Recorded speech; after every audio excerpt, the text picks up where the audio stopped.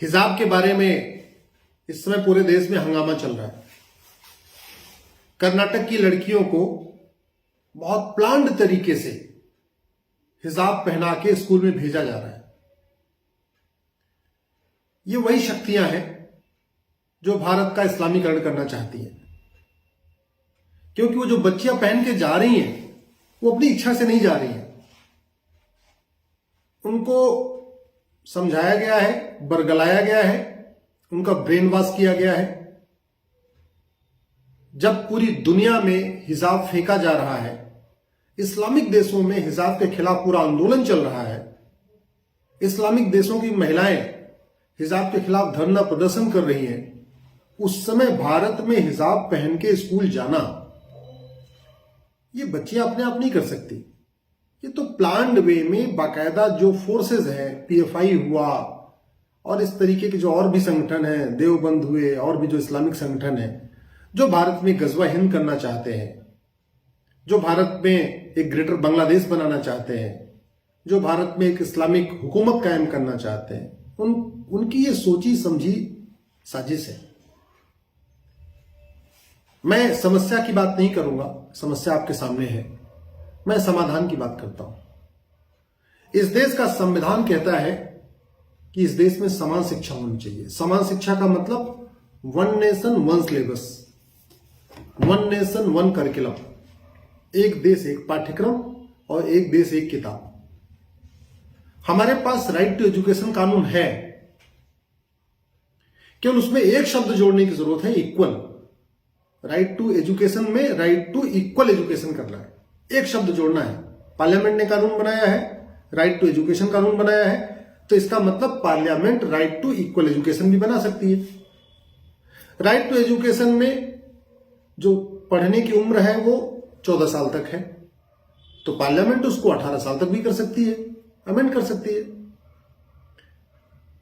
जब कानून हमारा राइट टू इक्वल एजुकेशन हो जाएगा, पढ़ने की उम्र 14 से 18 वर्ष हो जाएगी, तो देश की सभी सरकारें इसके लिए बाध्य हो जाएंगी कि पूरे देश का सिलेबस एक हो, पूरे देश का करिकुलम एक हो, पाठ्यक्रम एक हो। महाराष्ट्र वाले मराठी में पढ़े, कर्नाटक वाले अपनी भाषा में पढ़े, तमिलनाडु वाले तमिल में पढ़े, मलयालम में पढ़े, सब अपनी अपनी भाषा में पढ़े, गुजरात वाले गुजराती में पढ़े, कश्मीर वाले कश्मीरी में पढ़े, लेकिन सिलेबस और कंटेंट, सिलेबस और करिकुलम एक होना चाहिए। यह हमारा संविधान कहता है, मैं नहीं कह रहा हूं। दुर्भाग्यवश इस पर चर्चा ही नहीं हो रही।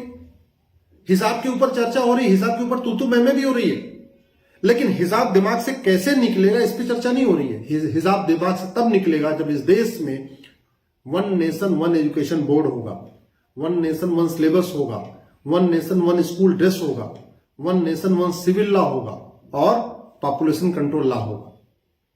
तो समाधान की बात नहीं हो रही है, केवल ट्विटर पे ट्रेंडिंग चल रही है, आरोप प्रत्यारोप चल रहे हैं, तू मैं चल रहा है, सब कुछ हो रहा है, लेकिन न तो कोई कह रहा है कि इस देश में सारे स्कूल जो एजुकेशन के बोर्ड चल रहे हैं, सीबीएसई, आईसीएसई, मदरसा बोर्ड, फला बोर्ड, ठिकाना बोर्ड, इनको मर्ज करो, one nation one education board लागू करो। इसकी बात कोई नहीं कर रहा। कोई ये नहीं कह रहा है कि पूरे देश का सिलेबस एक करो। कह लिया मदरसे अलग चलने चाहिए। जब संविधान कहता है one nation one education board होना चाहिए तो चलना चाहिए। कोई ये नहीं कह रहा है पूरे देश में, जैसे केंद्रीय विद्यालय का जो स्कूल ड्रेस होता है पूरे देश में एक होता है। केंद्रीय विद्यालय का बच्चा कच्छ का हो या कामरूप का, लद्दाख हो या लक्षद्वीप का, उसका स्कूल का ड्रेस एक होता है। क्यों नहीं हम पूरे देश में ऐसे कर 12वीं तक पूरे देश में one nation one school dress लागू कर देते? किसने रोका हुआ है? केंद्रीय विद्यालय का सिलेबस पूरे देश का एक होता है, क्यों नहीं हम पूरे देश में वन नेशन वन सिलेबस लागू कर देते? हमें क्या जरूरत है सीबीएसई अलग चलाने की, आईसीएसई अलग चलाने की, स्टेट बोर्ड अलग चलाने की? अगर 40 तरीके के टैक्स मिला के एक टैक्स हो सकता है, जीएसटी हो सकता है, तो 40 तरीके के एजुकेशन बोर्ड को मिला के one nation one education board हो सकता है। 40 तरीके के सिलेबस को मिला के वन नेशन वन सिलेबस हो सकता है। 40 तरीके के स्कूल जो ड्रेस चल रहे हैं अलग अलग, उनको मिला के one nation one school dress हो सकता है। मैं आप सबसे आग्रह करता हूं, ये पॉलिटिकल पार्टियों की तू मैं चलती रहेगी, आप तू मैं मत पढ़िए। आप सबसे पहले समान शिक्षा की मांग करिए। समान शिक्षा का मतलब one nation one education board, समान शिक्षा का मतलब वन नेशन वन सिलेबस, समान शिक्षा का मतलब one nation one school dress. ये 3 चीज होगा तब सभी बच्चे, हिंदू हो या मुसलमान, महिला हो या पुरुष, बेटी हो या बेटा, जब स्कूल जाएंगे उनका एक स्कूल ड्रेस होगा, एक जैसी किताब पढ़ेंगे, एक जैसा सोचेंगे, उससे देश की एकता अखंडता मजबूत होगी। नहीं तो हम आग के मुहाने पे बैठे हुए हैं। ये जो अलग अलग स्कूल चल रहे हैं, अलग अलग सिलेबस चल रहे हैं ना, ये बर्बाद करके छोड़ेंगे। और मैं फिर से कह रहा हूं, 2022 चल रहा है, ये 2022 में हो रहा है। अगर हमने समान शिक्षा लागू नहीं किया, समान नागरिक संहिता लागू नहीं किया, one nation one school dress लागू नहीं किया, वन नेशन वन सिलेबस लागू नहीं किया, वन नेशन वन करिकुलम लागू नहीं किया, ध्यान रखिए 2047 लिख के रख लीजिए, 2047 में इस देश का विभाजन होगा होगा होगा। क्योंकि मैंने देखा है 100 साल में देश बदले हैं, 100 साल में देशों का वजूद खत्म हुआ है। पर्सिया 100 साल में ईरान बना था, कुंभा 100 साल में काबुल बना था, तक्षशिला 100 साल में रावलपिंडी बना था, कैकेय 100 साल में पेशावर बना था, गंधार 100 साल में कंधार बना था, सुवास्तु 100 साल में स्वात घाटी बना था। ऐसे दुनिया भर के देश हैं, 55 से ज्यादा देश हैं, जो आज की डेट में ना उनका इतिहास कहीं आपको पता चलेगा, ना उनका भूगोल पता चलेगा। वो दुनिया के नक्शे पे नहीं है, उनका नाम बदल गया है। हम ईरान को जानते हैं, पर्शिया को नहीं जानते। हम रावलपिंडी जानते हैं, तक्षशिला नहीं जानते। हम पेशावर जानते हैं, कैकेय नहीं जानते। हम कंधार जानते हैं, गंधार नहीं जानते। क्यों? वो इतिहास से मिट गए।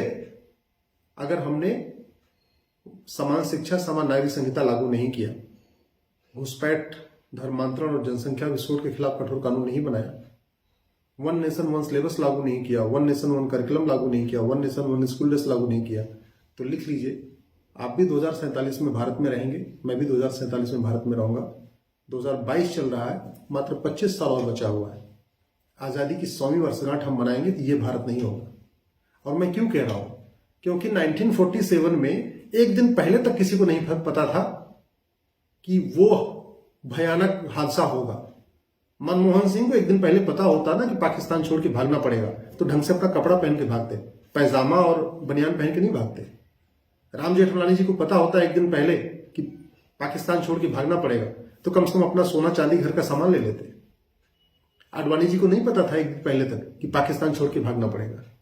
पाकिस्तान के हिंदुओं को नहीं पता था कि अगले ही दिन उनकी हत्या हो जाएगी, अगले दिन नरसंहार होगा, अगले दिन उनकी लाशें कटेगी। नहीं पता था। हम जिस मुहाने पे बैठे हुए हैं, हमें इतिहास से सीखना चाहिए।